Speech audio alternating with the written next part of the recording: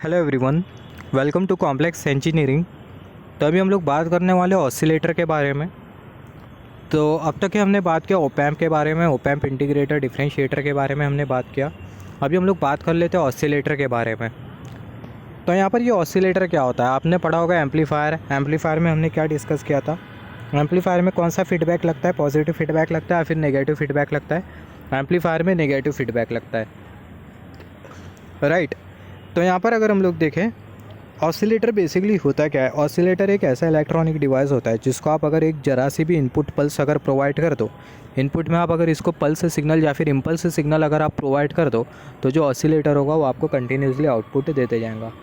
तो यहाँ पर अगर हम लोग देखें oscillator is an electronic device which keep on giving output even if input signal is zero. आप अगर एक बार इम्पल्स सिग्नल प्रोवाइड कर दो ऑसिलेटर के इनपुट में, फिर उसके बाद वो जो इम्पल्स सिग्नल है या फिर सिंपल वर्ड में इनपुट सिग्नल आप एक बार प्रोवाइड कर दो ऑसिलेटर को, फिर उसके बाद वो जो इनपुट सिग्नल है उसको ज़ीरो कर दो, उसके बाद भी आपको जो ऑसिलेटर होगा कंटिन्यूसली आउटपुट देते जाएगा। तो यहाँ पर हमने कंसिडर कर लिया ऑसिलेटर। ऑसिलेटर को हमने दिया एक बार इनपुट, फिर उसके बाद ये जो इनपुट है इसको हमने क्या कर दिया, ज़ीरो कर दिया। तो इनपुट को अगर हम लोग ज़ीरो करते तो उसके बाद भी जो ऑसिलेटर होगा वो हमें कंटिन्यूसली आउटपुट देते जाएगा। तो यहाँ पर अगर हम लोग देखें ऑसिलेटर होता है क्या, ऑसिलेटर इलेक्ट्रॉनिक डिवाइस होता है जो कि बेसिकली हमें आउटपुट देते जाता है जबकि इनपुट सिग्नल ज़ीरो हो जाए उसके बाद भी। ऑसिलेटर बेसिकली करता क्या है, जो डीसी सिग्नल होता है उसको पल्सेटिंग एसी सिग्नल में कन्वर्ट करके देता है या फिर आप बोल सकते हो एसी सिग्नल में कन्वर्ट करके देता है। यहाँ पर ये जो ऑसिलेटर होता है उसके बहुत सारे एप्लीकेशन होते हैं, जैसे फॉर एग्जांपल कंप्यूटर हो गया, माइक्रो प्रोसेसर हो गया, मेटल डिटेक्टर हो गया, फिर उसके बाद इन्वर्टर हो गया, अल्ट्रासोनिक डिवाइस हो गई। तो ये ऐसे बहुत सारे एप्लीकेशन होते हैं जहाँ पर हमें मिलता है ऑसिलेटर। हमें पता है हमने बेसिकली फीडबैक एम्पलीफायर पढ़ा था। फीडबैक एम्पलीफायर में हमने डिस्कस किया था पॉजिटिव फीडबैक के बारे में, नेगेटिव फीडबैक के बारे में। हमने डिस्कस किया था कि पॉजिटिव फीडबैक के केस में जो गेन होता है वो इंक्रीज़ करता है और जो नेगेटिव फीडबैक है उसमें जो गेन है वो क्या होता है, डिक्रीज़ करता है। तो ऑसिलेटर के केस में हम लोग जो फीडबैक जो यूज़ करते हो बेसिकली पॉजिटिव फीडबैक होता है। तो यहाँ पर अगर हम लोग देखें positive feedback is use in oscillator, जिसके वजह से होता क्या, जो ऑसिलेटर होता है वो हमें कंटिन्यूस आउटपुट देते जाता है या फिर आप बोल सकते हो जो ऑसिलेटर का जो गेन है वो कंटिन्यूसली इंक्रीज़ करते जाता है, due to which the gain of oscillator increases continuously. यहाँ पर अभी अगर हम लोग देखें पॉजिटिव फीडबैक यूज़ करने की वजह से होता क्या है, जो स्टेबिलिटी होती है वो थोड़ी कम हो जाती है। हमने ये कंट्रोल सिस्टम में पढ़ा था, पॉजिटिव फीडबैक हमने डिस्कस किया था, नेगेटिव फीडबैक हमने डिस्कस किया था। हमने ये डिस्कस किया था कि पॉजिटिव फीडबैक के केस में होता क्या है, जो गेन है वो इंक्रीज़ करता है मगर सिस्टम की जो स्टेबिलिटी होती है वो डिक्रीज़ कर जाती है। और हमने ये डिस्कस किया था कि नेगेटिव फीडबैक के केस में जो सिस्टम की जो स्टेबिलिटी है वो इंक्रीज़ करते हैं या फिर आप बोल सकते हो नेगेटिव फीडबैक के केस में जो सिस्टम की जो स्टेबिलिटी है वो डिक्रीज़ नहीं करती, मगर पॉजिटिव फीडबैक के केस में जो सिस्टम की जो स्टेबिलिटी है वो क्या हो जाती है, डिक्रीज़ कर जाती है। या फिर आप बोल सकते हो जो स्टेबिलिटी होती है वो थोड़ी कम होती है जब आप पॉजिटिव फीडबैक किसी सर्किट में लगाते हो। तो यहाँ पर अगर हम लोग देखें due to increase in gain of oscillator, oscillator का गेन क्यों इंक्रीज़ कर रहा है, पॉजिटिव फीडबैक की वजह से। ऑसिलेटर का गेन इंक्रीज़ करने की वजह से होता क्या है, जो ऑसिलेटर की जो स्टेबिलिटी होती है वो थोड़ी कम होती है। यहाँ पर अभी अगर हम लोग देखें हमें पता होना चाहिए जो ऑसिलेटर होता है वो हमें किस तरीके का आउटपुट देता है। जो ऑसिलेटर होता है वो हमें अनडैम्प आउटपुट देता है। अनडैम्प आउटपुट देता है इसका मतलब जैसे कि हमने डिस्कस किया था, जो ऑसिलेटर होता है वो डीसी सिग्नल को कौन से सिग्नल में कन्वर्ट करता है, एसी सिग्नल में कन्वर्ट करता है। और ये जो एसी सिग्नल हमें जो मिलता है बेसिकली अनडैम्प नेचर का होता है। अनडैम्प नेचर का होता है इसका मतलब क्या, फॉर एग्जाम्पल यहाँ पर अगर आप देखो, यहाँ पर जो आउटपुट में आपको जो एसी साइकिल जो मिलेगा वो आपको कुछ इस तरीके से मिलेगा। मतलब ये जो एसी साइकिल है वो आपको कंटिन्यूसली इस तरीके से मिलते जाएंगी और ये जो एसी साइकिल है इसका जो एम्पलीट्यूड होगा वो कांस्टेंट रहेगा। और ये जो कांस्टेंट एम्पलीट्यूड वाली जो एसी साइकिल होती है इसी को हम लोग बेसिकली बोलते हैं अनडैम्प्ड एसी साइकिल। तो कुछ इस तरीके से जो ऑसिलेटर है वो आपको कुछ इस तरीके से अनडैम्प्ड आउटपुट देते जाएगा। अनडैम्प आउटपुट का मतलब ये बहुत इंपॉर्टेंट आपको ऐसा एमसीक्यू में आ सकता है, जो ऑसिलेटर है उसका जो आउटपुट है वो कैसा रहेगा, अनडैम्प रहेगा, अंडर डैम्प रहेगा, ओवर डैम्प रहेगा। आपको 4-5 ऑप्शन दिए रहेंगे तो आपको क्या लिखना होगा, अनडैम्प लिखना होगा। अनडैम्प का मतलब क्या होता है, जो एसी साइकिल की जो एम्पलीट्यूड होगी वो आपको कांस्टेंट मिलेगी और वो जो एसी साइकिल होगी वो कंटिन्यूसली रिपीट होते जाएंगी। यहाँ पर अगर आप देखो, अब तक कि हमने ऑसिलेटर से क्या क्या समझा। जो ऑसिलेटर होता है वो एक ऐसा इलेक्ट्रॉनिक डिवाइस होता है जिसको हम लोग एक बार इनपुट दे और फिर उसके बाद इनपुट अगर ज़ीरो कर भी दे तो उसके बाद भी जो ऑसिलेटर है वो हमें कंटिन्यूसली आउटपुट देते जाता है। जो ऑसिलेटर का जो आउटपुट होता है वो हमें कैसा सिग्नल मिलता है, एसी सिग्नल मिलता है। और ये जो एसी सिग्नल होता है वो अनडैम्प्ड होता है। अनडैम्प्ड का मतलब क्या होता है, जो एसी सिग्नल का जो एम्पलीट्यूड होता है वो कांस्टेंट होता है ओवरऑल प्रोसेस में, या फिर आप बोल सकते हो जो एसी सिग्नल का जो एम्पलीट्यूड है उसमें किसी भी तरीके का वेरिएशन नहीं होता, और जो एसी सिग्नल है वो आपको कंटिन्यूसली मिलते जाता है। और ऑसिलेटर में कौन सा फीडबैक यूज़ किया जाता है, पॉजिटिव फीडबैक यूज़ किया जाता है। पॉजिटिव फीडबैक क्यों यूज़ किया जाता है, क्योंकि गेन इंक्रीज़ होता है पॉजिटिव फीडबैक के वजह से, और पॉजिटिव फीडबैक की वजह से जो स्टेबिलिटी होती है वो भी थोड़ी कम होती है। यहाँ पर आप देखो, जो ऑसिलेटर होंगे बेसिकली आपको दो टाइप के मिलेंगे। एक जो ऑसिलेटर होगा वो साइनसॉइडल ऑसिलेटर होगा, और दूसरा जो ऑसिलेटर होगा वो आपको नॉन साइनसॉइडल ऑसिलेटर मिलेगा। यहाँ पर आप देखो, जो साइनसॉइडल ऑसिलेटर है वो अगेन दो टाइप में क्लासीफाई होते हैं। एक जो ऑसिलेटर है वो ऑडियो फ्रीक्वेंसी ऑसिलेटर, और दूसरा जो ऑसिलेटर होता है वो रेडियो फ्रीक्वेंसी ऑसिलेटर होता है। ये जो नॉन साइनसॉइडल ऑसिलेटर होता है इसमें आपको जो आउटपुट में जो साइन वेव जो मिलेंगी वो नॉन साइनसॉइडल मिलेंगी। जैसे कि UJTS रिलैक्सेशन ऑसिलेटर, ये नॉन साइनसॉइडल ऑसिलेटर होता है। सिमिलरली मल्टी वाइब्रेटर्स, ये भी बेसिकली नॉन साइनसॉइडल ऑसिलेटर होते हैं। सिमिलरली साइनसॉइडल ऑसिलेटर के बारे में बात करें, यहाँ पर आप देखो UJTS रिलैक्सेशन ऑसिलेटर और ये मल्टी वाइब्रेटर, जिसके बारे में हमने ऑलरेडी डिस्कस किया, इसकी वेव फॉर्म भी हमने डिस्कस करी थी। मल्टी वाइब्रेटर की जो वेव फॉर्म होती है वो आपको स्क्वायर वेव के फॉर्म में मिलती है। तो यहाँ पर अगर आप देखो, और ये जो UJTS रिलैक्सेशन ऑसिलेटर, इसकी जो वेव फॉर्म होती है वो आपको basically saw tooth wave form मिलती है। तो बेसिकली है क्या, ये दोनों जो वेव फॉर्म है और नॉन साइनसॉइडल है, तो ये रीज़न की वजह से UJTS रिलैक्सेशन ऑसिलेटर और ये जो मल्टी वाइब्रेटर है ये नॉन साइनसॉइडल ऑसिलेटर के कैटेगरी में आते हैं। जो साइनसॉइडल ऑसिलेटर होते हैं बेसिकली दो टाइप में क्लासीफाई किए जाते हैं। एक जो ऑसिलेटर है वो ऑडियो फ्रीक्वेंसी ऑसिलेटर, और दूसरा जो ऑसिलेटर होता है वो होता है radio frequency oscillator. Audio frequency oscillator again आपको दो टाइप में मिलेगा। एक जो ऑसिलेटर होता है वो होता है RC फेज शिफ्ट ऑसिलेटर, और दूसरा जो ऑसिलेटर होता है वो होता है वेन ब्रिज ऑसिलेटर। सिमिलरली जो रेडियो फ्रीक्वेंसी ऑसिलेटर होते हैं बेसिकली LC ऑसिलेटर होते हैं, जिसमें आपको इंडक्टर कैपेसिटर का कॉम्बिनेशन मिलता है। रेडियो फ्रीक्वेंसी ऑसिलेटर का अगर हम लोग टाइप देखें तो हार्टली ऑसिलेटर हो गया, क्लैप ऑसिलेटर हो गया, कॉलपिट ऑसिलेटर हो गया, क्रिस्टल ऑसिलेटर हो गया। तो ये सारे के सारे जो ऑसिलेटर होते हैं बेसिकली रेडियो फ्रीक्वेंसी ऑसिलेटर होते हैं। यहाँ पर आप देखो, ये जो ऑसिलेटर है आपको आउटपुट में कैसा सिग्नल देगा, AC सिग्नल देगा, और इनफैक्ट आप डिज़ायर्ड फ्रीक्वेंसी वाला AC सिग्नल भी ऑब्टेन कर सकते हो with the help of oscillator. For example मान लेते हैं हमारा जो माइक्रो प्रोसेसर है वो कितनी फ्रीक्वेंसी पर ऑपरेट करता है। जैसे फॉर एग्जांपल अगर आप नॉर्मल प्रोसेसर कंसिडर करो तो 4 गीगाहर्ट्ज़ फ्रीक्वेंसी पर ऑपरेट करते हैं हमारे प्रोसेसर, राइट। तो 4 गीगाहर्ट्ज़ की फ्रीक्वेंसी आप कैसे ऑब्टेन कर सकते हो, with the help of oscillator. और मोस्ट कॉमन ऑसिलेटर अभी जो मार्केट में जो अवेलेबल है वो क्रिस्टल ऑसिलेटर है। आप माइक्रो प्रोसेसर देखो, माइक्रो कंट्रोलर देखो, तो उसमें आपको मोस्ट ऑफ द केसेस जो ऑसिलेटर जो मिलेगा आपको क्रिस्टल ऑसिलेटर ही मिलेगा, जिसके बारे में हम लोग आगे डिस्कशन करेंगे। तो यहाँ पर आप देखो, oscillator is also use to obtain desired frequency. अगर आपको डिज़ायर्ड फ्रीक्वेंसी चाहिए तो आप वहाँ पर यूज़ कर सकते हो ऑसिलेटर। यहाँ पर आप देखो, ऑसिलेटर का अगर आप बेसिक ब्लॉक डायग्राम कंसीडर करो तो जो ऑसिलेटर का जो बेसिक ब्लॉक डायग्राम है वो आपको किस तरीके से मिलेगा। यहाँ पर आप देखो, जैसे कि हमने डिस्कस किया था, और एक पार्ट ऑसिलेटर में हम लोग जो फीडबैक जो यूज़ करते हो कौन सा फीडबैक होता है, पॉजिटिव फीडबैक होता है। तो पॉजिटिव फीडबैक के केस में होता है कि जो इनपुट सिग्नल और जो फीडबैक सिग्नल होते हैं दोनों सेम फेस में रहते हैं। तो अगर हम लोग देखें, note that in positive feedback input signal and feedback signal remain in same face. जो इनपुट सिग्नल और जो फीडबैक सिग्नल होते हैं दोनों सेम फेस में रहते हैं। तो यहाँ पर अगर हम लोग देखें ऑसिलेटर की, अगर हम लोग बेसिक सर्किटरी कंसीडर करें ब्लॉक डायग्राम, तो आपको कुछ इस तरीके से मिलेगा। यहाँ पर आपको मिलता है एम्पलीफायर, और यहाँ पर आपको बेसिकली मिलता है फीडबैक, और ये जो फीडबैक होता है इसको हम लोग बोलते हैं पॉजिटिव फीडबैक। यहाँ पर अगर आप देखो, कोई भी ऑसिलेटर को डिज़ाइन करने के लिए आपको एक क्राइटेरिया कंसीडर करना होगा, और वो जो क्राइटेरिया उसको आप बेसिकली बोलते हो बारखाउसेन क्राइटेरिया। अगर आप कोई भी ऑसिलेटर अगर बना रहे हो तो ये बारखाउसेन क्राइटेरिया आपको बहुत अच्छी तरीके से पता होना चाहिए, या फिर ये जो बारखाउसेन क्राइटेरिया वो आपको कंसीडर करना होगा, तब जाके आप अपना ऑसिलेटर बना पाओगे। अदरवाइज़ आप जो ऑसिलेटर है वो डिज़ाइन नहीं कर पाओगे। तो बारखाउसेन क्राइटेरिया हमें ये बोलता है कोई भी ऑसिलेटर की सस्टेन ऑसिलेशन के लिए, या फिर आप बोल सकते हो कोई भी ऑसिलेटर बनाने के लिए, सिंपल वर्ड में, circuit of oscillator must satisfy the criteria known as Barkhausen criteria. जो ऑसिलेटर की जो सर्किट है वो ये क्राइटेरिया को सेटिस्फाई करना चाहिए, और ये जो क्राइटेरिया है इसको हम लोग क्या बोल रहे हैं, बारखाउसेन क्राइटेरिया। बारखाउसेन क्राइटेरिया के अकॉर्डिंग पहला जो क्राइटेरिया होता है, जो मैग्नीट्यूड होता है लूप गेन का, वो कैसा होना चाहिए, यूनिटी होना चाहिए। और जो फेज शिफ्ट है सिग्नल की through amplifier circuit and feedback circuit should be 0 degree और 360 डिग्री। यहाँ पर ये दोनों जो पॉइंट आपको अभी समझ में आ जाएंगे। यहाँ पर आप देखो, यहाँ पर हमने कंसिडर कर लिया ये है एम्पलीफायर और यहाँ पर ये हमने कंसिडर कर लिया फीडबैक। तो यहाँ पर आप अगर देखो, यहाँ पर ये जो एम्पलीफायर है इसका जो गेन है, हमें पता है गेन का मतलब क्या होता है, आउटपुट इनपुट का जो रेशियो होता है उसको हम लोग बोलते हैं गेन।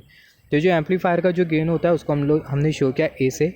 और यहाँ पर ये जो फीडबैक सिग्नल है इसका ये जो फीडबैक नेटवर्क है इसका जो गेन है उसको हमने शो किया बीटा से। तो ये जो फीडबैक गेन है उसको हमने शो किया बीटा से और ये जो एम्पलीफायर का जो गेन है उसको हमने शो किया ए से।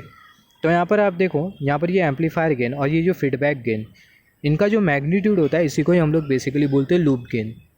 यहाँ पर आप देखो, यहाँ पर ये एम्पलीफायर का गेन और यहाँ पर ये फीडबैक का गेन जिसको हमने शो किया बीटा से, ये दोनों को आप मल्टीप्लाई कर दो तो आपको बेसिकली क्या मिल जाएगा, दोनों को मल्टीप्लाई करने पर आपको बेसिकली मिल जाएगा लूप गेन।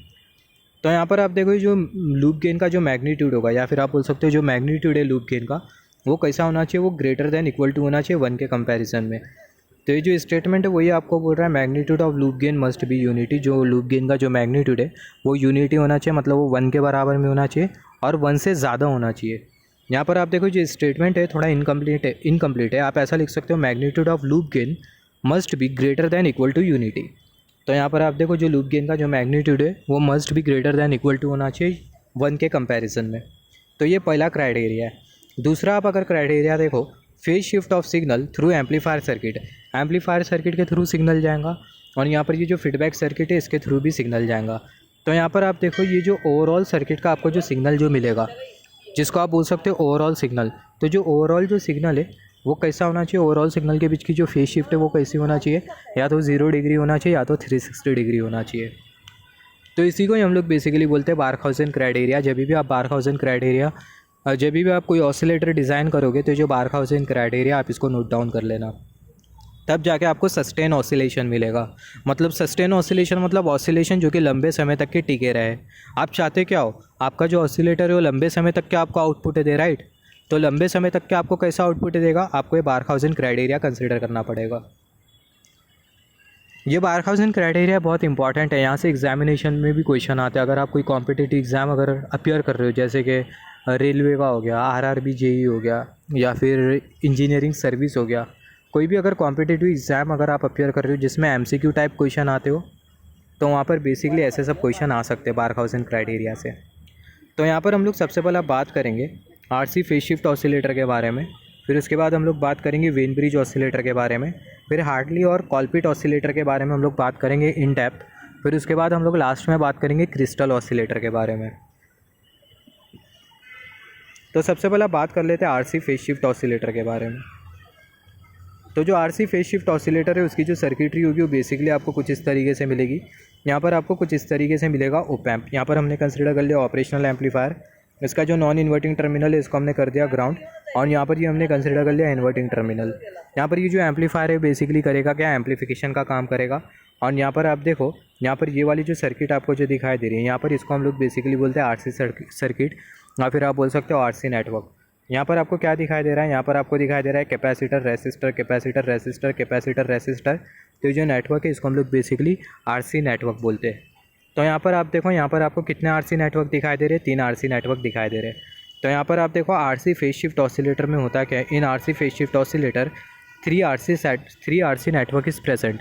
तो यहाँ से एग्जाम में आ सकता है question, RC phase shift oscillator में हमें कितने आरसी नेटवर्क मिलते हैं, हमें 3 आरसी नेटवर्क मिलते हैं। और यहाँ पर आपको एक इन्वर्टिंग एम्पलीफायर मिलता है या फिर आप बोल सकते हो ऑपरेशनल एम्पलीफायर मिलता है। यहाँ पर आप देखो जैसे कि हमने डिस्कस किया था, जो ऑसिलेटर में जो ओवरऑल आपको जो सिग्नल मिलेगा वो ओवरऑल सिग्नल की जो फेज शिफ्ट है वो या तो 0 डिग्री होना चाहिए या तो 360 डिग्री होना चाहिए। तो यहाँ पर ये जो ऑपरेशनल एम्पलीफायर अपने जो कंसिडर किया है, ये जो ऑपरेशनल एम्पलीफायर है बेसिकली आपके सिग्नल को फेज शिफ्ट प्रोवाइड करेगा कितने से, 180 डिग्री से। तो यहाँ पर आप देखो operational amplifier will provide phase shift by 180 degree. और यहाँ पर ये जो 3 जो आरसी नेटवर्क है वो आपके सिग्नल को फेज शिफ्ट प्रोवाइड करेंगे कितने से, 180 डिग्री से। तो 180 डिग्री तो आपको कितना मिल जाएगा, 360 डिग्री। तो आपका जो ओवरऑल जो सिग्नल होगा उसमें आपको फेज शिफ्टिंग मिलेंगी कितने से, 360 डिग्री से। तो यहाँ पर आप देखो 3 RC circuit will provide additional phase shift of 180 degree. Operational amplifier 180 degree से फेज शिफ्ट प्रोवाइड करेगा, आरसी नेटवर्क 180 डिग्री से फेज शिफ्ट प्रोवाइड करेगा, जिसके वजह से होगा क्या, जो ओवरऑल सिग्नल की जो फेज शिफ्ट होगी वो आपको कितनी मिलेगी, ओवरऑल सिग्नल की जो फेज शिफ्ट होगी वो आपको मिल जाएंगी 360 डिग्री। यहाँ पर अगर आप देखो जो RC फेज शिफ्ट ऑसिलेटर होता है इसको हम लोग बेसिकली यूज़ करते हैं लो फ्रिक्वेंसी के लिए। तो यहाँ पर अभी अगर हम लोग देखें RC phase shift oscillator is use for low frequency application and it also provide good frequency stability. और जो RC ऑसिलेटर की जो फ्रिक्वेंसी स्टेबिलिटी होती है वो भी ठीक ठाक होती है।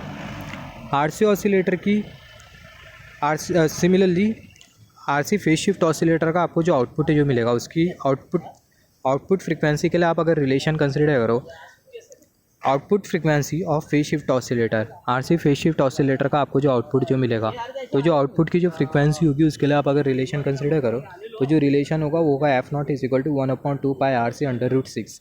ये रिलेशन भी बहुत इंपॉर्टेंट है, यहाँ से आपको क्वेश्चन आ सकते हैं। जो RC फेज शिफ्ट ऑसिलेटर होता है उसकी जो आउटपुट फ्रिक्वेंसी होती है उसके लिए जो रिलेशन हमें जो मिलता है वो मिलता है 1/2 पाई RC/√6। यहाँ पर अगर हम लोग देखें जैसे कि हमने डिस्कस किया था ये जो हमने जो एम्पलीफायर जो कंसिडर किया ऑपरेशनल एम्पलीफायर, ये आपके सिग्नल को 180 डिग्री फेज शिफ्ट प्रोवाइड करेगा। मतलब यहाँ पर ये जो आपका जो ऑपरेशनल एम्पलीफायर है इसमें जो सिग्नल जो जाएगा वो कुछ ऐसा सिग्नल जाएगा, राइट। और आउटपुट में आपको जो सिग्नल जो मिलेगा वो आपको कुछ इस तरीके से मिलेगा, 180 डिग्री फेज शिफ्टेड सिग्नल मिलेगा। यहाँ पर आप देख सकते हो आपका जो सिग्नल है 180 डिग्री फेज शिफ्ट है। आप ये इनपुट सिग्नल और आउटपुट सिग्नल को अगर केयरफुली नोटिस करो तो यहाँ पर बहुत हद तक क्लियर है कि आपका जो आउटपुट सिग्नल है वो 180 डिग्री से फेज शिफ्टेड है। तो आउटपुट सिग्नल यहाँ से 180 डिग्री से फेज शिफ्टेड है, मतलब आपका जो ऑपरेशनल एम्पलीफायर है उसने सिग्नल को 180 डिग्री फेज शिफ्ट प्रोवाइड किया। सिमिलरली आपकी जो RC नेटवर्क है ये भी आपके सिग्नल को 180 डिग्री फेज शिफ्ट प्रोवाइड करेंगी, जिसके वजह से होगा क्या, आपका जो ओवरऑल जो सिग्नल होगा उसमें जो फेज शिफ्ट होगी वो आपको मिलेंगी 360 डिग्री। तो यहाँ पर हमने बात की RC फेज शिफ्ट ऑसिलेटर के बारे में। सिमिलरली दूसरे ऑसिलेटर के बारे में बात कर लेते हैं जो कि होता है बेसिकली वेन ब्रिज ऑसिलेटर। तो यहाँ पर आप देखो जो वेन ब्रिज ऑसिलेटर है उसकी आपको जो सर्किटरी जो मिलेगी वो आपको कुछ इस तरीके से मिलेगी। यहाँ पर आपको बेसिकली एम्पलीफायर सर्किट मिल रही है और यहाँ पर आप देखो ये जो डॉटेड बॉक्स आपको जो दिखाई दे रहा है कर्सर की टिप, ये जो डॉटेड बॉक्स आपको जो दिखाई दे रहा है, डॉटेड बॉक्स में आपको जो सर्किट जो मिल रही है ये बेसिकली एम्पलीफायर सर्किट है। सिमिलरली यहाँ पर ये जो आपको जो डॉटेड बॉक्स जो दिखाई दे रहा है कर्सर की टिप, ये डॉटेड बॉक्स में आपको जो सर्किट जो दिखाई दे रही है, ये डॉटेड बॉक्स में आपको जो सर्किट जो दिखाई दे रही है इसको हम लोग बेसिकली बोलते हैं लैग लीड सर्किट, या फिर आप बोल सकते हो लैग लीड नेटवर्क। ये जो RC सर्किट आपको जो दिखाई दे रही है डॉटेड बॉक्स में इसको आप बेसिकली बोल सकते हो लैग लीड सर्किट या फिर बोल सकते हो लैग लीड नेटवर्क। आपने पढ़ा होगा लीड कंपनसेटर के बारे में, लैग कंपनसेटर के बारे में। तो अगर आप लैग लीड कंपनसेटर के बारे में पढ़े हो तो जो सर्किट है आप इसको आइडेंटिफाई कर पा रहे होगे। यहाँ पर ये वाली जो सर्किट होती है या फिर बोल सकते हैं ये वाला जो नेटवर्क होता है इसको हम लोग बोलते हैं लीड नेटवर्क, और ये वाला जो नेटवर्क होता है इसको हम लोग बेसिकली बोलते हैं लैग नेटवर्क। तो ये रीज़न की वजह से डॉटेड बॉक्स में जो सर्किटरी हमें जो दिखाई दे रही है इसको हम लोग बोलते हैं लैग लीड सर्किटरी। यहाँ पर अगर आप देखो यहाँ पर ये जो लीड लैग नेटवर्क है, लीड लैग नेटवर्क और RC network provide phase shift by 0 degree. यहाँ पर ये जो लीड लैग नेटवर्क है वो आपके सिग्नल को फेज शिफ्ट प्रोवाइड करता है कितने से, 0 डिग्री से। और यहाँ पर आप देखो जो वेन ब्रिज ऑसिलेटर होता है उसकी जो आउटपुट फ्रिक्वेंसी होती है उसके लिए ये वाला रिलेशन होता है, आउटपुट फ्रिक्वेंसी = 1/2 पाई RC। यहाँ पर हम लोग RC फेज शिफ्ट और जो वेन ब्रिज है उसको हम लोग इन डेप्थ नहीं पढ़ रहे, इसका हम लोग सिर्फ ओवरव्यू ही ले रहे। बाकी के दो जो ऑसिलेटर हो गए हार्टली और कॉलपिट ऑसिलेटर, इसके बारे में हम लोग थोड़ा डिटेल में डिस्कशन करेंगे। सिमिलरली इसके बाद हम लोग बात कर लेते हैं हार्टली ऑसिलेटर के बारे में, राइट। हार्टली ऑसिलेटर बेसिकली कौन से ऑसिलेटर की कैटेगरी में आता है, LC ऑसिलेटर की कैटेगरी में आता है। तो यहाँ पर आप देखो जो ऑसिलेटर है, ऑसिलेटर के रिगार्डिंग आपको जो मेन जो पॉइंट आपको जो कंसीडर करना है वो ये, device which produce continuous repeated alternating wave form without any input. ये एक ऐसा डिवाइस होता है जो कि continuous repeating alternating wave form generate करता है बिना कोई इनपुट के। मतलब आपको एक बार इनपुट देना होगा, उसके बाद आपका जो ऑसिलेटर होगा कंटिन्यूसली आउटपुट जनरेट करते रहेगा। जो आउटपुट होता है ऑसिलेटर का वो कैसा होता है, अनडैम्प्ड होता है। अनडैम्प्ड इसके बारे में हमने डिस्कस किया। आपको जो आउटपुट होगा, आपको जो AC साइकिल होगी कांस्टेंट एम्पलीट्यूड की, वो आपको कंटिन्यूसली मिलते जाएंगी।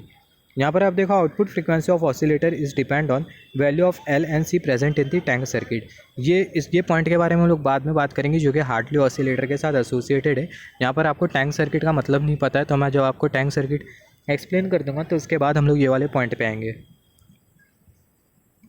यहाँ पर अगर आप देखो जो हार्टली ऑसिलेटर है उसकी जो सर्किटरी होगी वो आपको कुछ इस तरीके से मिलेगी। ये हमने कंसिडर कर लिया सर्किट कौन से ऑसिलेटर की, हार्टली ऑसिलेटर की। यहाँ पर आप देखो, यहाँ पर ये जो डॉटेड बॉक्स आपको जो दिखाई दे रहा है कर्सर की टिप, ये डॉटेड बॉक्स आपको जो दिखाई दे रहा है, ये डॉटेड बॉक्स में आपको जो सर्किटरी जो मिलती है उसको ही हम लोग बेसिकली बोलते हैं टैंक सर्किट। और ये डॉटेड बॉक्स के बाहर वाली जो सर्किटरी आपको जो दिखाई दे रही है उसको हम लोग बोलते हैं एम्पलीफायर सर्किट। ये टैंक सर्किट में आपको क्या दिखाई दे रहा है, ये टैंक सर्किट में आपको बेसिकली दिखाई दे रहा है कैपेसिटर, और यहाँ पर ये आपको इंडक्टर कॉइल दिखाई दे रही है। जो इंडक्टर होता है बेसिकली सेंटर टाइप इंडक्टर होता है। सेंटर टाइप इंडक्टर होता है, इसका मतलब ये जो इंडक्टर है वो आपको कुछ इस तरीके से मिलेगा। एक इंडक्टर ऐसा होता है और दूसरा इंडक्टर ऐसा होता है, और दोनों जो इंडक्टर होते हैं वो सीरीज़ में लगे होते हैं।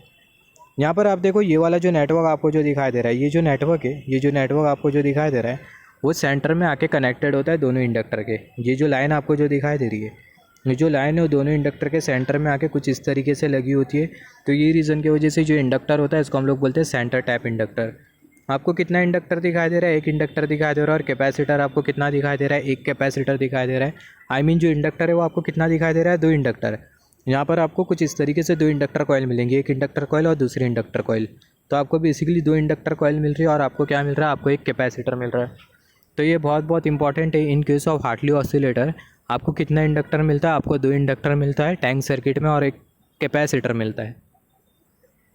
यहाँ पर अगर आप देखो सबसे पहले जो हार्टली ऑसिलेटर, इसके कंस्ट्रक्शन के बारे में डिस्कस कर लेते हैं, फिर इसके वर्किंग प्रिंसिपल के बारे में बात करेंगे, फिर हार्टली ऑसिलेटर के हम लोग एप्लीकेशन के बारे में बात करेंगे। यहाँ पर आपको बेसिकली क्या मिल रहा है, यहाँ पर आपको बेसिकली मिल रहा है ट्रांजिस्टर।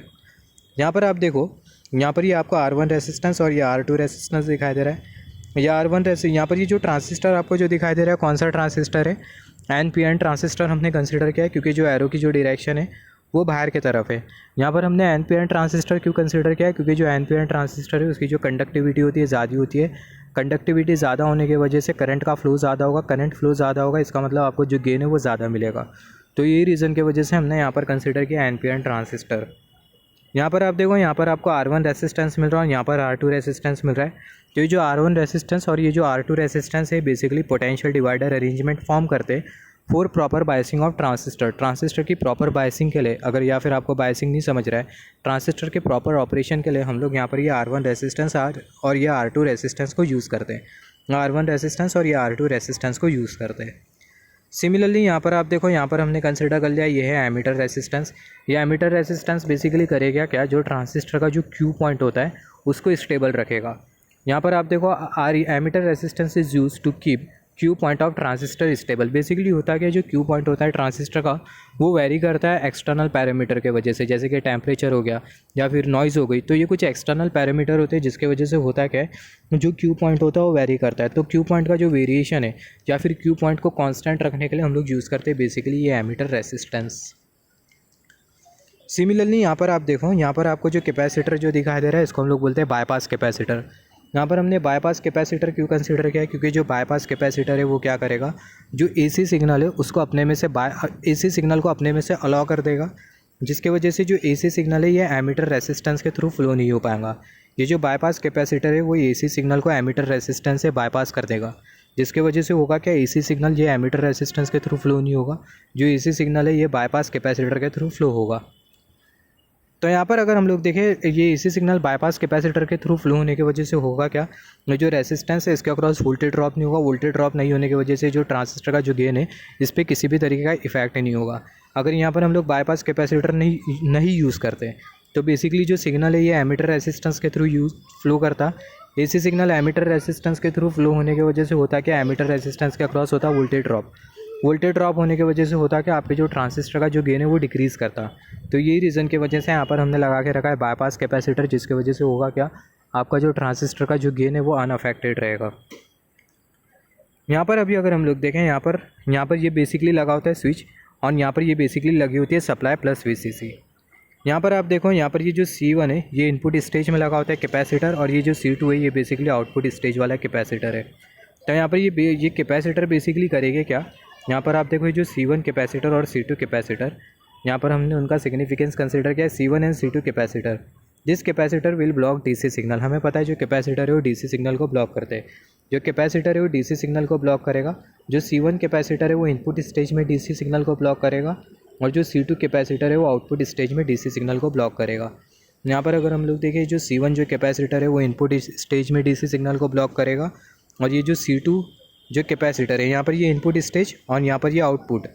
तो ये जो C1 जो कैपेसिटर है इनपुट स्टेज में जो DC सिग्नल है उसको ब्लॉक करेगा, और ये जो C2 जो कैपेसिटर है आउटपुट स्टेज में जो DC सिग्नल है उसको ब्लॉक करने का काम करेगा। यहाँ पर आप देखो, यहाँ पर बेसिकली आपको मिलती है RFC कॉइल। यहाँ पर ये जो RFC इसको हम लोग बोलते हैं रेडियो फ्रीक्वेंसी चोक। तो ये जो रेडियो फ्रीक्वेंसी चोक है ये हाई फ्रीक्वेंसी अल्टरनेटिंग करंट को क्या करता है, ब्लॉक कर देता है बाय ऑफरिंग हाई इम्पीडेंस, और जो DC सिग्नल है उसको अलाउ कर देता है। तो यहाँ पर आप देखो ये जो RFC इसका जो फुल फॉर्म है वो क्या है, यहाँ पर RFC it is a radio frequency choke, it allows DC signal को अलाउ करता है, और जो AC सिग्नल है उसको क्या कर देता है, ब्लॉक कर देता है। And block AC signal having high frequency, ऐसे AC सिग्नल को ब्लॉक करता है जिसकी फ्रीक्वेंसी बहुत ज़्यादा हो, by offering high impedance offer करके। यहाँ पर अगर हम लोग देखें, जैसे कि हमने डिस्कस किया था, यहाँ पर ये जो कैपेसिटर होता है इसको हम लोग बोलते हैं बाईपास कैपेसिटर। ये बाईपास कैपेसिटर करता है क्या है, यहाँ पर आप देखो, जस्ट वेट। यहाँ पर ये जो बाईपास कैपेसिटर है, CE जो कैपेसिटर है, bypass capacitor, this capacitor will bypass AC signal from emitter resistance. ये जो कैपेसिटर होता है वो AC सिग्नल को क्या कर देता है, बाईपास कर देता है फ्रॉम एमिटर रेसिस्टेंस।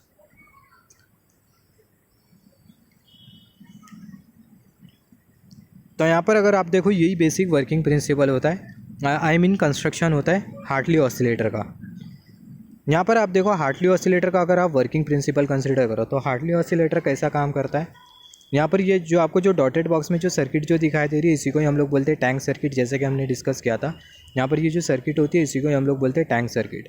और यहाँ पर ये कैपेसिटर और ये जो इंडक्टर है इसकी जो वैल्यू है इसको हम लोग क्या कर सकते हैं, वेरी कर सकते हैं, जिसके वजह से होगा क्या, जो आउटपुट फ्रीक्वेंसी आप उसको वेरी कर पाओगे। तो आउटपुट फ्रीक्वेंसी को कंट्रोल करने के लिए या फिर जो आउटपुट फ्रीक्वेंसी उसके वेरिएशन के लिए जो टैंक सर्किट में जो इंडक्टर और जो कैपेसिटर है उसको हम लोग क्या कर सकते हैं, वेरी कर सकते हैं। वहाँ पर अगर हम लोग देखें, output frequency of oscillator is depend on, जो ऑसिलेटर की जो आउटपुट फ्रीक्वेंसी वो किसके ऊपर डिपेंड करती है, ये टैंक सर्किट में जो इंडक्टर और जो कैपेसिटर है उसके ऊपर। Is depend on value of inductor and capacitor present in tank circuit. यहाँ पर अगर हम लोग देखें, जो टैंक सर्किट होती है वो क्या होती है, tank circuit is the circuit having combination of inductor and capacitor parallelly. Circuit outside of the tank circuit is amplifier circuit, जैसे कि हमने डिस्कस किया। डॉटेड बॉक्स में हमें जो सर्किटरी जो दिखाई दे रही है ये है टैंक सर्किट। जो डॉटेड बॉक्स के बाहर वाली जो सर्किटरी वो कौन से सर्किट है, एम्पलीफायर सर्किट है। यहाँ पर आप देखो, जो फीडबैक नेटवर्क है उसको कहाँ से लिया गया है, जो फीडबैक नेटवर्क है उसको यहाँ से लिया गया है। यहाँ से कुछ इस तरीके से फीडबैक नेटवर्क हमने लिया है।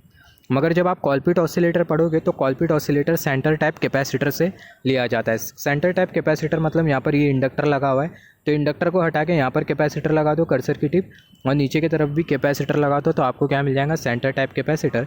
और वो सेंटर टाइप कैपेसिटर से फीडबैक नेटवर्क लिया जाता है इन केस ऑफ कॉलपिट ऑसिलेटर। मगर हार्टली ऑसिलेटर में जो फीडबैक है वो कहाँ से लिया गया, यहाँ से लिया गया है कुछ इस तरीके से। तो यहाँ पर अगर आप देखो, अगर आप ये हार्टली ऑसिलेटर की वर्किंग प्रिंसिपल के बारे में बात करो, तो जब आप ये स्विच को क्लोज़ करोगे तो बेसिकली होगा क्या, करंट यहाँ से फ्लो होगा, और जो करंट है ट्रांजिस्टर के थ्रू भी फ्लो होगा, जिसके वजह से होगा क्या, जो ट्रांजिस्टर है वो बेस करंट को एम्पलीफाई करेगा और ट्रांजिस्टर के आउटपुट में हमें मिलेगा करंट।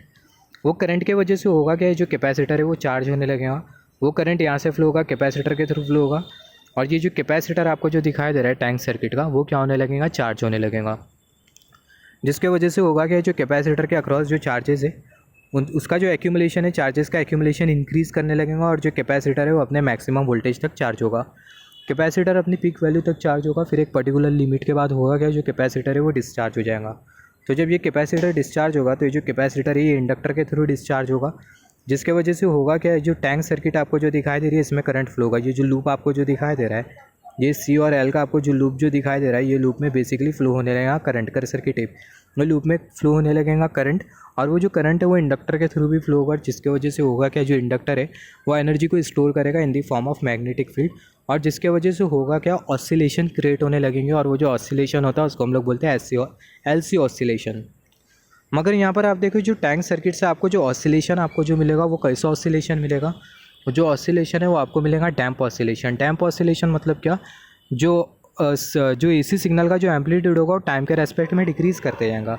यहाँ पर हम लोग देख सकते हैं जो AC सिग्नल का जो एम्पलीट्यूड है, ये फिगर को आप देखो तो जो AC सिग्नल का जो एम्पलीट्यूड है वो टाइम के रेस्पेक्ट में डिक्रीज़ करते जा रहा है। AC सिग्नल का जो एम्पलीट्यूड है वो टाइम के रेस्पेक्ट में डिके करते जा रहा है। तो ये जो ऑसिलेशन होता है इसको हम लोग बेसिकली बोलते हैं डैम्प ऑसिलेशन।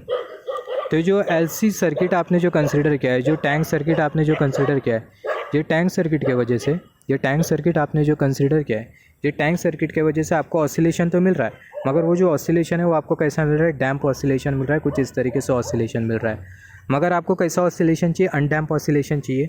तो बेसिकली आप करोगे क्या, यहाँ पर ये जो आपको जो ऑसिलेशन जो दिखाई दे रहा है इसको आप फीडबैक कर दोगे। ये वाले पाथ के थ्रू आप क्या कर दोगे, फीडबैक कर दोगे, और ये जो ऑसिलेशन है वो ये ट्रांजिस्टर के इनपुट में चले जाएगा। इन सिंपल वर्ड हम लोग बोल सकते हैं, ये जो आपको जो ऑसिलेशन जो दिखाई दे रहा है, ऑसिलेशन का जो कुछ पार्ट है आप उसको क्या कर दोगे, फीडबैक कर दोगे। कहाँ पर फीडबैक कर दोगे, ट्रांजिस्टर के इनपुट में फीडबैक कर दोगे। तो जब हम लोग ट्रांजिस्टर के इनपुट में फीडबैक कर देंगे तो आपको बेसिकली कैसा ऑसिलेशन मिलेगा, आपको कुछ इस तरीके से अनडैम्प ऑसिलेशन मिलेगा। तो यही रीज़न की वजह से यहाँ पर हमने कंसिडर किया है फीडबैक सर्किट। तो कुछ इस तरीके से आपका जो हार्टली ऑसिलेटर है वो काम करेगा। यहाँ पर आप देखो जो हार्टली ऑसिलेटर है, Hartley oscillator gives sinusoidal wave form in radio frequency range from 20 kilohertz to 30 megahertz. जो हार्टली ऑसिलेटर है वो आपको बेसिकली साइनसॉइडल वेव फॉर्म देगा in radio frequency range from 20 kilohertz to 30 megahertz. 20 kilohertz से 30 megahertz के बीच में आपको फ्रीक्वेंसी जनरेट करके देगा हार्टली ऑसिलेटर। तो ये बहुत इंपॉर्टेंट है, जो हार्टली ऑसिलेटर है उसकी जो आउटपुट फ्रीक्वेंसी होती है वो कितनी होती है, 20 किलोहर्ट्ज़ से 30 मेगाहर्ट्ज़ के बीच में हार्टली ऑसिलेटर हमें रेडियो फ्रीक्वेंसी सिग्नल जनरेट करके देता है। यहाँ पर आप देखो Hartley oscillator is also known as radio frequency oscillator. जो हार्टली ऑसिलेटर है इसको हम लोग रेडियो फ्रीक्वेंसी ऑसिलेटर के नाम से भी जानते हैं। अगर आपको क्वेश्चन आ जाए which oscillator is also known as radio frequency oscillator, तो वहाँ पर आप कौन से ऑसिलेटर का नाम डालोगे, वहाँ पर आप बेसिकली हार्टली ऑसिलेटर का नाम डालोगे। और यहाँ पर आप देखो ये जो हार्टली ऑसिलेटर होता है इसका आपको ज़्यादातर एप्लीकेशन रेडियो रिसीवर में मिलता है। यहाँ पर आप देखो and it has more application in radio receiver. Hartley oscillator is also known as radio frequency oscillator and it has more application in radio receiver. Radio receiver में हार्टली ऑसिलेटर का आपको ज़्यादा एप्लीकेशन मिलेगा। तो यहाँ पर अगर आप देखो जैसे कि हमने डिस्कस किया था, जो टैंक सर्किट से हमें जो ऑसिलेशन जो मिलेगा वो कैसा ऑसिलेशन होता है, डैम्प ऑसिलेशन होता है। Oscillation which we will get due to tank circuit is damp oscillation. Damp oscillation आपको कुछ इस तरीके से मिलेगा। यहाँ पर आप देख सकते हो जो ऑसिलेशन का जो एम्पलीट्यूड है वो टाइम के रेस्पेक्ट में डीके करते जा रहा है, तो इसी को हम लोग बोलते हैं डैम्प ऑसिलेशन। तो हम लोग करते क्या है, जो डैम्प ऑसिलेशन होता है इसको हम लोग फीडबैक से सीधा ट्रांजिस्टर के इनपुट में भेज देते हैं, जिसके वजह से आपको जो आउटपुट जो मिलता है वो आपको अनडैम्प ऑसिलेशन मिलता है। यहाँ पर आप देखो oscillation which we will get due to the tank circuit is damp oscillation. और ये जो डैम्प ऑसिलेशन है वो आपको क्यों मिलता है, इसके पीछे का अगर आपको कोई रीज़न पूछे तो ये जो डैम्प ऑसिलेशन होता है बेसिकली हमें कैपेसिटर और जो इंडक्टर होता है उसका जो इंटरनल रेसिस्टेंस होता है उसके वजह से हीट लॉस जनरेट होती है, और ये हीट लॉस के वजह से ये हमें डैम्प ऑसिलेशन मिलता है टैंक सर्किट के आउटपुट से। तो यहाँ पर आप देखो damped oscillation is due to the internal resistance of an inductor and capacitor which creates heat loss. जो डैम्प ऑसिलेशन होता है वो हमें इंटरनल रेसिस्टेंस की वजह से मिलता है इंडक्टर के और कैपेसिटर के, जिसके वजह से हीट लॉस होती है, और हीट लॉस की वजह से आपको डैम्प ऑसिलेशन मिलता है। इंडक्टर कैपेसिटर के इंटरनल रेसिस्टेंस की वजह से हीट एनर्जी जनरेट होती है, हीट एनर्जी की वजह से आपको डैम्प ऑसिलेशन मिलता है। फिर ये डैम्प ऑसिलेशन को आपको अगर अनडैम्प ऑसिलेशन में कन्वर्ट करना है तो ये जो डैम्प ऑसिलेशन है इसका थोड़ा बहुत जो पार्ट है आप उसको फीडबैक कर दोगे ट्रांजिस्टर के इनपुट में, जिसके वजह से आउटपुट में आपको कुछ इस तरीके से अनडैम्प ऑसिलेशन मिलेगा। यहाँ पर आप देखो अनडैम्प ऑसिलेशन ऑब्टेन करने के लिए जो ट्रांजिस्टर का जो वोल्टेज गेन है और जो हीट लॉस है दोनों बराबर में होना चाहिए अनडैम्प ऑसिलेशन ऑब्टेन करने। In order to get undamped oscillation voltage gain of transistor should be equal to heat loss. Transistor का जो वोल्टेज गेन है वो किसके बराबर में होना चाहिए, हीट लॉस के बराबर में होना चाहिए। यहाँ पर आप देखो जैसे कि हमने डिस्कस किया था हमें दो सर्किट मिल रही थी। यहाँ पर आप देखो amplifier circuit will provide phase shift in signal by 180 degree and tank circuit will provide phase shift by 180 degree. यहाँ पर आप देखो ये जो एम्पलीफायर सर्किट आपको जो दिखाई दे रही है, ये डॉटेड बॉक्स में जो सर्किटरी वो कौन सी सर्किटरी है, टैंक सर्किटरी। और ये डॉटेड बॉक्स के बाहर आपको जो सर्किटरी जो दिखाई दे रही है वो है एम्पलीफायर सर्किटरी। तो जो एम्पलीफायर की जो सर्किट होगी वो बेसिकली एम्पलीफायर सर्किट आपको फेज शिफ्ट प्रोवाइड करेंगी सिग्नल में कितने से, 180 डिग्री से। तो यहाँ पर आप देखो amplifier circuit will provide phase shift in signal by 180 degree, और जो टैंक सर्किट है वो भी आपको फेज शिफ्ट प्रोवाइड करेंगी सिग्नल को 180 डिग्री से, जिसके वजह से होगा क्या, जो ओवरऑल सिग्नल की जो फेज शिफ्ट होगी वो कितनी होगी, 360 डिग्री। तो जो एम्पलीफायर सर्किट है वो प्रोवाइड कर रही है 180 डिग्री फेज शिफ्ट, जो टैंक सर्किट है वो भी 180 डिग्री फेज शिफ्ट प्रोवाइड कर रही है सिग्नल को, जिसके वजह से जो ओवरऑल जो सिग्नल होगा उसमें आपको जो फेज शिफ्ट जो मिलेगी वो कितनी होगी, वो होगी 360 डिग्री। कौन सा सिग्नल, आउटपुट सिग्नल। जो आउटपुट सिग्नल की जो ओवरऑल जो फेज शिफ्ट होगी वो कितनी होगी, वो होगी 360 डिग्री। सिमिलरली नेक्स्ट ऑसिलेटर के बारे में बात कर लेते हैं। कौन सा ऑसिलेटर है? कॉलपिट ऑसिलेटर। यहाँ पर आप देखो ये हार्टली ऑसिलेटर और जो कॉलपिट ऑसिलेटर है दोनों का जो कंस्ट्रक्शन होता है वो ऑलमोस्ट आइडेंटिकल ही होता है। कॉलपिट ऑसिलेटर में भी आपको सेम कंपोनेंट मिलेंगे, मगर यहाँ पर आप देखो जो कॉलपिट ऑसिलेटर है, हार्टली ऑसिलेटर और कॉलपिट ऑसिलेटर में बेसिक जो डिफरेंस होता है, हार्टली ऑसिलेटर के केस में जो टैंक सर्किट होती है उसमें 2 इंडक्टर होता है, 1 कैपेसिटर होता है, और हार्टली ऑसिलेटर में हम लोग बेसिकली यूज़ करते हैं टैप इंडक्टर कॉइल। और कॉलपिट ऑसिलेटर के केस में हमें टैंक सर्किट में हमें 2 कैपेसिटर मिलता है और 1 इंडक्टर मिलता है, और कॉलपिट ऑसिलेटर के केस में हम लोग यूज़ करते हैं टैप कैपेसिटर। यहाँ पर आप देख सकते हो जो डॉटेड बॉक्स आपको जो दिखाई दे रहा है, यहाँ पर ये जो डॉटेड बॉक्स में आपको जो सर्किटरी जो दिखाई दे रही है इसको हम लोग बोलते हैं टैंक सर्किट। टैंक सर्किट में 2 कैपेसिटर मिल रहा है और 1 इंडक्टर मिल रहा है। सिमिलरली यहाँ पर अगर हम लोग देखें, यहाँ पर अगर हम लोग ये वाला डॉटेड बॉक्स कंसिडर करें, ये वाला अगर हम लोग डॉटेड बॉक्स कंसिडर करें कर्सर की टिप, ये वाला अगर हम लोग डॉटेड बॉक्स कंसिडर करें कर्सर की टिप, ये वाले डॉटेड बॉक्स में आपको जो सर्किटरी जो दिखाई दे रही है वो बेसिकली एम्पलीफायर सर्किट है। सिमिलरली यहाँ पर आप देखो, यहाँ पर ये इनपुट कैपेसिटर और यहाँ पर ये जो आउटपुट कैपेसिटर है वो क्या करेंगे, डीसी सिग्नल को ब्लॉक करेंगे इनपुट और आउटपुट स्टेज में। यहाँ पर ये रेडियो फ्रीक्वेंसी चौक हाई फ्रीक्वेंसी अल्टरनेटिंग करंट को क्या करेगा, ब्लॉक करेगा बाय प्रोवाइडिंग हाई इम्पीडेंस। यहाँ पर ये जो R1 और ये जो R2 जो रेसिस्टेंस है बेसिकली क्या करेंगे, ट्रांजिस्टर की प्रॉपर बाइसिंग करेंगे। यहाँ पर ये जो एमिटर रेसिस्टेंस आपको जो दिखाई दे रहा है ट्रांजिस्टर के क्यू पॉइंट को स्टेबल रखेगा। यहाँ पर ये जो बाईपास कैपेसिटर है वो क्या करेगा, जो एसी सिग्नल है उसको एमिटर रेसिस्टेंस के थ्रू बाईपास कर देगा, जिसके वजह से होगा क्या, जो ट्रांजिस्टर का जो वोल्टेज गेन है उस पर किसी भी तरीके का इफेक्ट नहीं होगा। यहाँ पर अगेन आप देखो जो वर्किंग प्रिंसिपल है कॉलपिट ऑसिलेटर का, आप अगर वर्किंग प्रिंसिपल कंसिडर करो, यहाँ पर आप देखो और एक बात, कॉलपिट ऑसिलेटर के केस में आप देखो जो फीडबैक नेटवर्क है उसको हमने सेंटर टाइप कैपेसिटर के थ्रू लिया है। जो फीडबैक नेटवर्क है उसको हमने सेंटर टाइप कैपेसिटर के थ्रू लिया है, बहुत इंपॉर्टेंट है। कॉलपिट ऑसिलेटर के केस में जो फीडबैक नेटवर्क है उसको हमने कहाँ से लिया, जो फीडबैक नेटवर्क है उसको हमने सेंटर टाइप कैपेसिटर से लिया है। यहाँ पर ये 2 कैपेसिटर दिखाई दे रहा है, सेंटर टाइप कैपेसिटर से हमने फीडबैक लिया। मगर in case of Hartley oscillator हमने जो फीडबैक जो लिया था वो कहाँ से लिया था, नीचे से लिया था, नीचे से हमने फीडबैक लिया था। तो यहाँ पर आप देखो जो कॉलपिट ऑसिलेटर है इसके वर्किंग प्रिंसिपल के बारे में अगर हम लोग बात करें तो यहाँ पर सबसे पहले हम लोग क्या करेंगे, स्विच को क्लोज़ करेंगे, जिसके वजह से होगा क्या, ट्रांजिस्टर एक्टिव मोड में आ जाएगा, जिसके वजह से होगा क्या, यहाँ पर ये जो कैपेसिटर है इसके थ्रू करंट फ्लो होने लगेगा। जो कैपेसिटर है वो क्या होगा, वो चार्ज होने लगेगा। कैपेसिटर चार्ज होगा, कैपेसिटर अपनी मैक्सिमम वैल्यू तक चार्ज होगा, फिर उसके बाद होगा क्या, जो कैपेसिटर है वो डिस्चार्ज हो जाएगा। तो जब कैपेसिटर डिस्चार्ज होगा तो ये लूप में करंट फ्लो होने लगेगा, जो कि आपको ये एरो शो करिए कर्सर की टिप, कुछ इस तरीके से करंट फ्लो होने लगेगा। तो एक करंट के फ्लो की वजह से होगा क्या, जो इंडक्टर है वो एनर्जी को स्टोर करने लगेगा in the form of magnetic field, और आपको बेसिकली क्या मिलेंगे, एलसी ऑसिलेशन मिलेंगे। मगर अगेन आपको जो ऑसिलेशन जो मिलेगा वो आपको कैसा मिलेगा, डैम्प ऑसिलेशन मिलेगा, कुछ इस तरीके से। ऑसिलेशन का जो एम्पलीट्यूड होगा वो डीके करते जाएगा टाइम के रेस्पेक्ट में, और इसी को ही हम लोग बोलते हैं डैम्प ऑसिलेशन। तो ये डैम्प ऑसिलेशन को बेसिकली आपको क्या करना होगा, अनडैम्प ऑसिलेशन में कन्वर्ट करना होगा।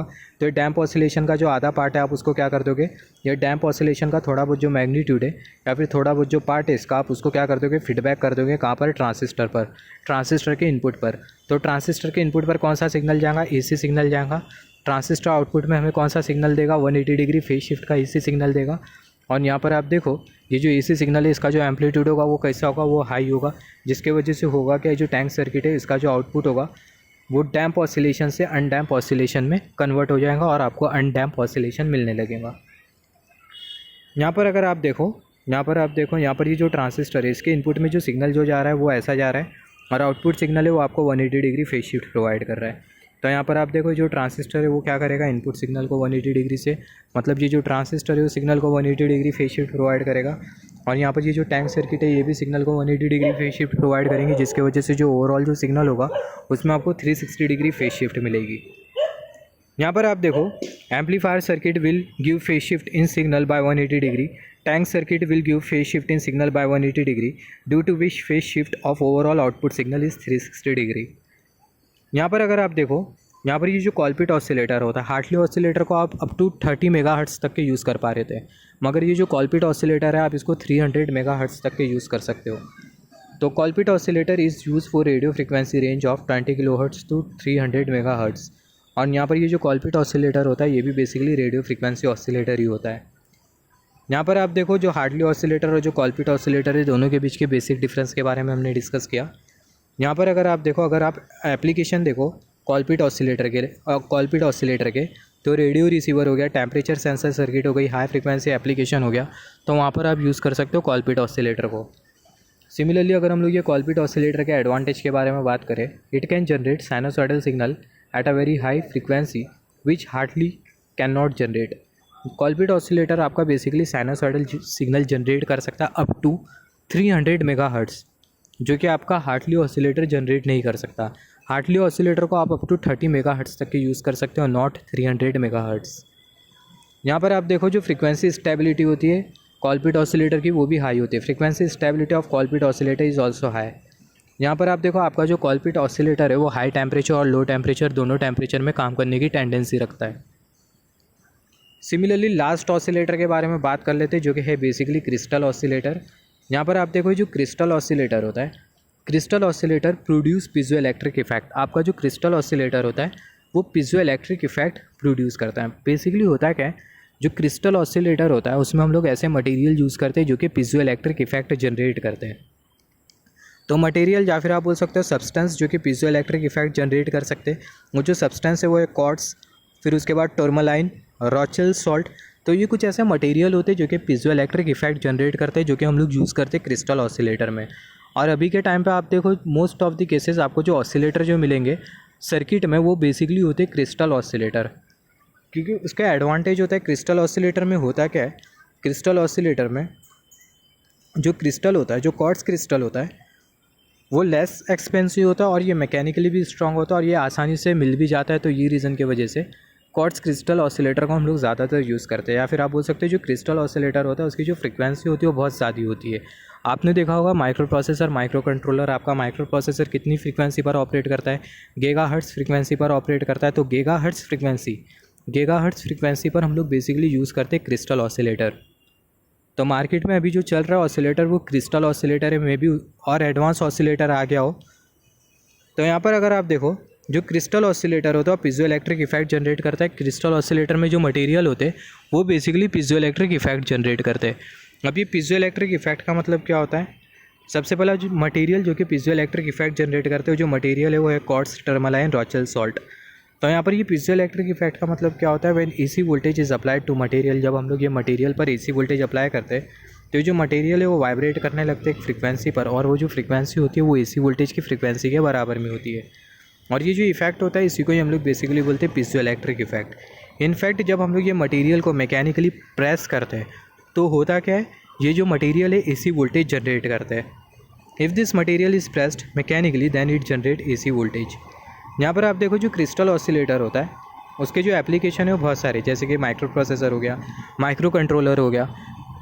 तो यहाँ पर ये माइक्रो प्रोसेसर, माइक्रो कंट्रोलर में हम लोग क्रिस्टल ऑसिलेटर क्यों यूज़ करते हैं, क्योंकि इसकी जो फ्रीक्वेंसी स्टेबिलिटी होती है प्रोसेसर में। बेसिकली आपको प्रोसेसर जब आपका प्रोसेसर किसी प्रोग्राम को एग्जीक्यूट करता है तो ऐसे केस में कांस्टेंट फ्रीक्वेंसी चाहिए होती है प्रोसेसर को। तो कांस्टेंट फ्रीक्वेंसी आपका जो ऑसिलेटर है, हार्टली ऑसिलेटर, कॉलपिट ऑसिलेटर और ये क्रिस्टल ऑसिलेटर, तो क्रिस्टल ऑसिलेटर की जो फ्रीक्वेंसी स्टेबिलिटी होती है वो सबसे ज़्यादा होती है in comparison with Colpitts and Hartley. तो बहुत ज़्यादा टाइम तक के ये कांस्टेंट फ्रीक्वेंसी जनरेट कर सकता है। तो ये रीज़न की वजह से इसकी जो फ्रीक्वेंसी स्टेबिलिटी होती है वो ज़्यादा होती है। तो यहाँ पर आप देखो क्रिस्टल ऑसिलेटर आपको कुछ इस तरीके से मिलेगा। यहाँ पर आपको कैपेसिटर जैसी दो प्लेट मिलेगी, ये ऊपर वाली प्लेट कर्सर की टिप, ये नीचे वाली प्लेट कर्सर की टिप। और ये जो प्लेट होती है इसको हम लोग बेसिकली बोलते हैं इलेक्ट्रोड। और बीच में आपको जो मटेरियल जो मिल रहा है उसको हम लोग बेसिकली बोलते हैं क्वार्ट्ज क्रिस्टल। क्या बोलते हैं, बीच में आपको जो मटेरियल जो मिल रहा है इसको हम लोग बेसिकली बोलते हैं क्वार्ट्ज क्रिस्टल। यहाँ पर अगर आप देखो, अगर हम लोग क्रिस्टल ऑसिलेटर के अगर हम लोग एग्जाम्पल कंसिडर करें, अगर आप क्रिस्टल ऑसिलेटर के अगर एग्जाम्पल कंसिडर करो तो माइलर एंड पर्स ऑसिलेटर ये बेसिक एग्जाम्पल होते हैं क्रिस्टल ऑसिलेटर के। यहाँ पर आप देखो जैसे कि हमने डिस्कस किया क्रिस्टल ऑसिलेटर में क्वार्ट्ज, टर्मलाइन, रॉचेल सॉल्ट का हम लोग यूज़ करते हैं, राइट। तो यहाँ पर ये जो रॉचेल सॉल्ट हमने जो कंसिडर किया है इसमें आपको जो पीजो इलेक्ट्रिक इफेक्ट जो मिलेगा वो बहुत हाई मिलेगा, मगर इसकी जो मैकेनिकल स्ट्रेंथ होती है वो बहुत वीक होती है, मतलब ये आसानी से ब्रेक हो जाता है। तो यहाँ पर आप देखो Rochelle salt has very high piezoelectric effect. Piezoelectric effect तो हाई होता है मगर इसकी जो मैकेनिकल जो स्ट्रेंथ होती है वो कम होती है, but they are mechanically weak and can break easily, और बहुत आसानी से ब्रेक हो सकते हैं। इट्स एप्लीकेशन, इसका जो एप्लीकेशन आप देखो ऑसिलेटर, क्रिस्टल ऑसिलेटर जिसमें आपको रॉचेल सॉल्ट मिले, तो ऐसे जो क्रिस्टल ऑसिलेटर होते हैं आपको मिलेंगे माइक्रोफोन में, फोनोग्राफ में, हेडसेट में और लाउड स्पीकर में। रोचेल सॉल्ट की जो पीजो इलेक्ट्रिक इफेक्ट होती है वो तो ज़्यादा ही होती है, मगर इसकी जो मैकेनिकल स्ट्रेंथ होती है वो बहुत वीक होती है। बहुत इंपॉर्टेंट है, आप इसको नोट डाउन कर लो। सिमिलरली हमने डिस्कस किया था दूसरे मटेरियल के बारे में जो कि पीजो इलेक्ट्रिक इफेक्ट जनरेट कर सकता है, टर्मालाइन। टर्मालाइन की मैकेनिकल स्ट्रेंथ ज़्यादा होती है, मगर इसमें जो पीजो इलेक्ट्रिक इफेक्ट है वो आपको बहुत कम मिलेगा। तो यहाँ पर आप देखो, tourmaline has very less piezoelectric effect but its mechanical strength is very high. जो टर्मालाइन होता है इसको हम लोग हाई फ्रीक्वेंसी के लिए यूज़ करते हैं और इसका जो फ्रीक्वेंसी जो कॉस्ट होता है वो भी ज़्यादा होता है। मतलब ऑसिलेटर जिसमें टर्मालाइन यूज़ किया गया है, तो ऐसे जो ऑसिलेटर होते हैं इसको हम लोग यूज़ करते हैं हाई फ्रीक्वेंसी के लिए और इसका जो कॉस्ट होता है वो भी आपको ज़्यादा मिलता है। हाई कॉस्ट के ऑसिलेटर होते हैं जिसमें टर्मालाइन मटेरियल यूज़ किया जाता है।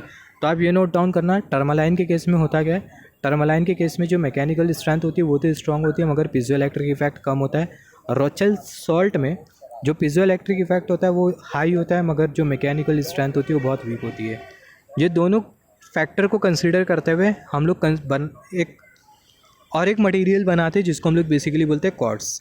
तो यहाँ पर आप देखो, most of the crystal oscillator आपको जो मिलेंगे उसमें आपको ये जो मटेरियल आपको जो मिलेगा वो आपको क्वार्ट्ज क्रिस्टल का मिलेगा। आपको ये जो मटेरियल जो मिलेगा वो किसका मिलेगा, क्वार्ट्ज का मिलेगा। Just wait for a second. तो most of the crystal oscillator में आपको ये जो मटेरियल जो मिलेगा वो आपको किसका मिलेगा, क्वार्ट्ज का मिलेगा। क्योंकि आप देखो, ये जैसे कि हमने डिस्कस किया, टर्मालाइन हो गया, रोचेल सॉल्ट हो गया, क्वार्ट्ज हो गया, तो क्वार्ट्ज भी एक मटेरियल होता है। ये क्वार्ट्ज एक ऐसा मटेरियल होता है जिसकी जो मैकेनिकल स्ट्रेंथ होती है वो भी हाई होती है और पीजो इलेक्ट्रिक इफेक्ट वो भी हाई होता है। तो ये जो क्वार्ट्ज है इसमें आपको रोचेल सॉल्ट का भी एडवांटेज मिल जाता है और जो टर्मालाइन है उसका भी एडवांटेज मिल जाता है जो कि है मैकेनिकली स्ट्रॉन्ग। तो ये रीज़न की वजह से most of the crystal oscillator में हमें क्वार्ट्ज मटेरियल मिलता है।